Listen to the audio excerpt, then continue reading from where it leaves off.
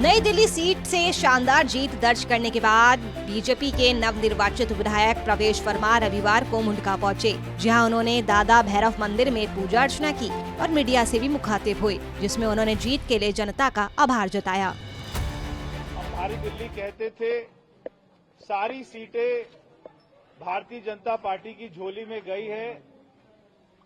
एक बार फिर से 1993 वाली याद ताजा हो गई है।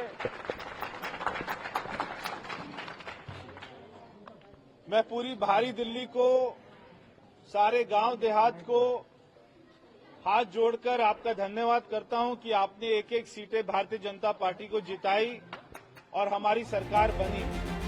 दादा भैरव मंदिर के बाद बीजेपी के नवनिर्वाचित विधायक प्रवेश वर्मा बाबा हरिदास मंदिर पहुंचे, जहां उन्होंने उनके दर्शन किए और मीडिया से बात करते हुए अपनी जीत को ऐतिहासिक बताया।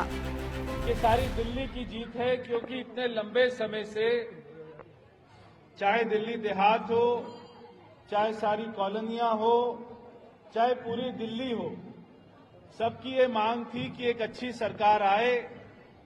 10 साल से जो सरकार देश में सेवा कर रही है प्रधानमंत्री मोदी जी के नेतृत्व में, उन्हीं के विजन को लेकर दिल्ली में उन्हीं के सहयोग से दिल्ली में भी सरकार बने, ताकि दोनों सरकारें अच्छा काम करे, कोई राजनीति ना हो, कोई झगड़ा ना हो।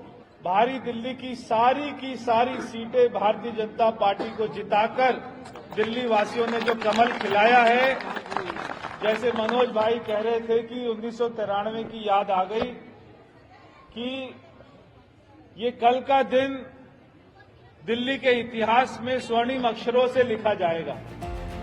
इस दौरान उन्होंने कुछ चुनौतियों का भी जिक्र किया और जल्द से जल्द उन समस्याओं के समाधान करने की भी बात कही।